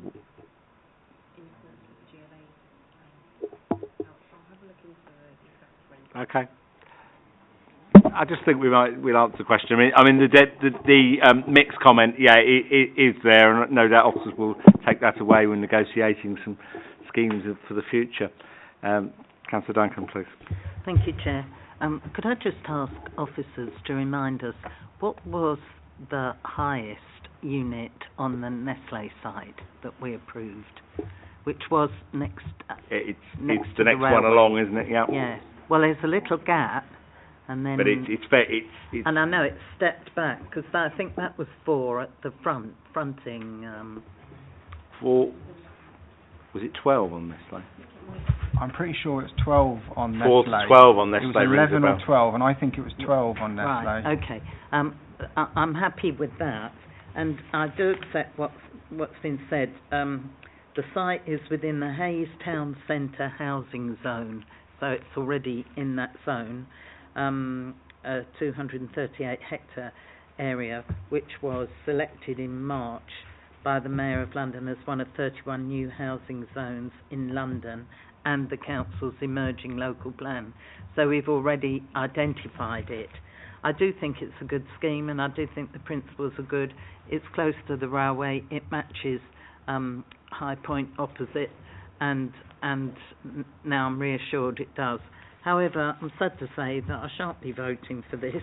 Because it's an air quality management zone. Because it's in an air quality focus zone, I need to call it. Focusing on this. Yes, I would be very happy if the whole area gets cleaned up and the people in there can breathe.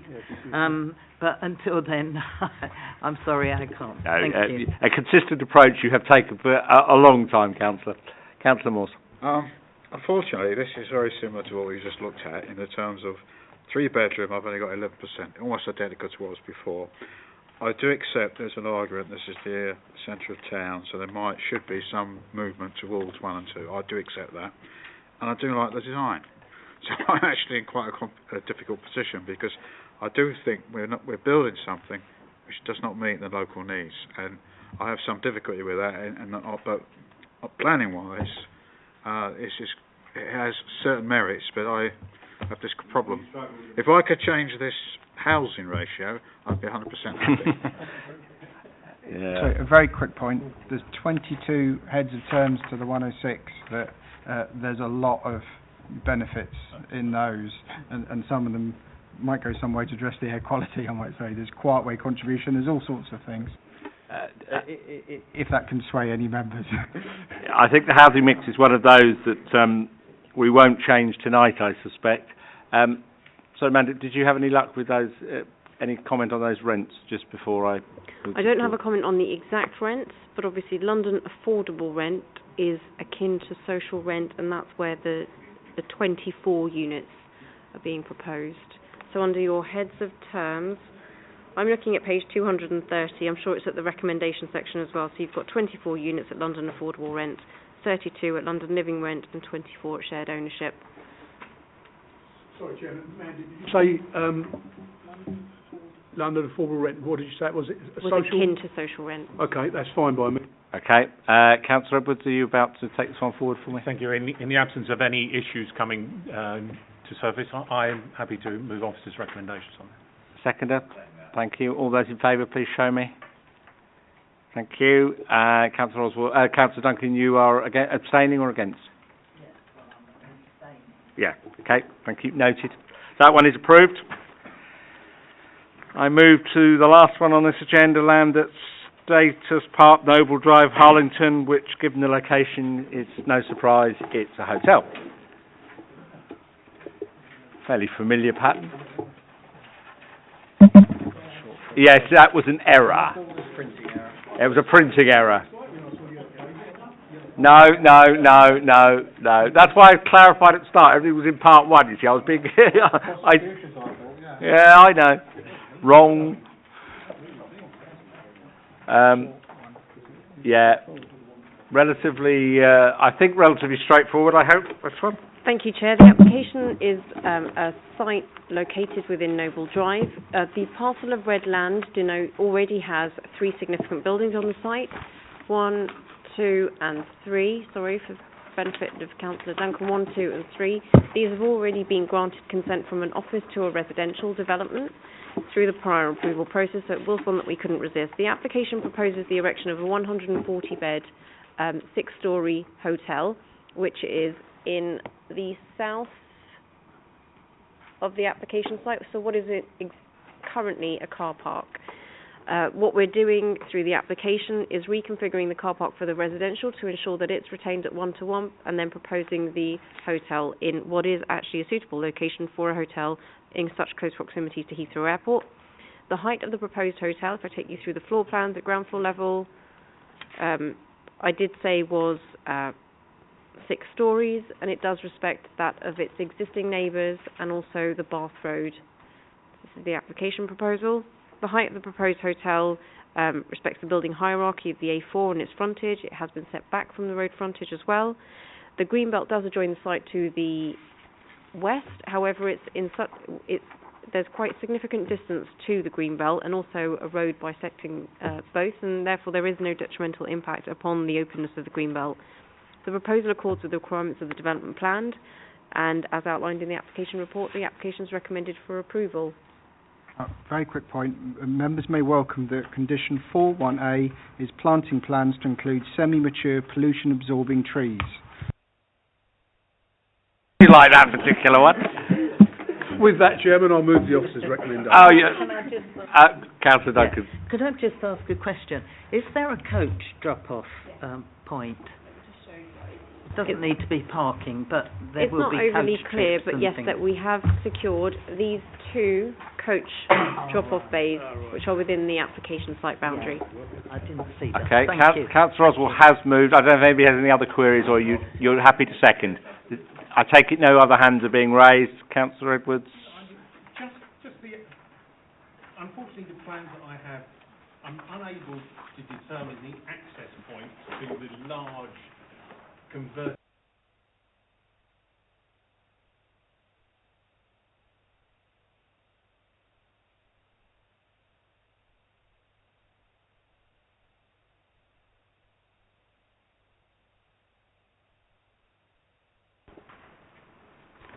It is as existing. Oh, sorry. Of course, it's not as existing because we're building on the car park, but there is an internal service road that runs. I don't know if I have a clear plan. There we go.